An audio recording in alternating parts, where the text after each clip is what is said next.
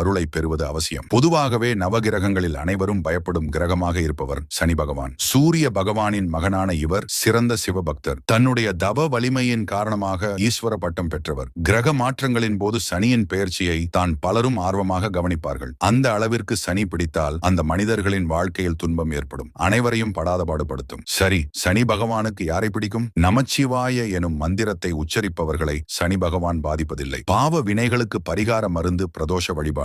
இதனை தடையின்றி செய்பவர்களை சனி பகவான் ஒருபோதும் தண்டிப்பதில்லை. அனுதினமும் சிவபூஜை செய்பவர்களை சனி பகவானுக்கு பிடிக்கும். சுத்தமும் சுகாதாரமும் நிறைந்தவர்கள், மற்றவரை அல்லல் படுத்தி ஆனந்தப்படாதவர்களை அவர் பிடிக்கும் காலத்திலும் பாவ மன்னிப்பு அளித்து பாதுகாப்பார் சனி பகவான். சத்தியம் தவறாதவர்கள் மனதில் நித்தியவாசம் செய்வாள் மகாலட்சுமி. அந்த திருமகள் இருக்கும் இடத்தை திரும்பி கூட பார்ப்பதில்லை சனி பகவான். சனி பகவான் இப்படிப்பட்டவர்களை ஒன்றும் செய்ய மாட்டார். ஸ்திரவாரம் எனும் சனிக்கிழமை விரதம், சுதர்சன எந்திர வழிபாடு செய்வது சனி பகவானுக்கு பிடிக்கும். ருத்ராட்சம் அணிந்தவர்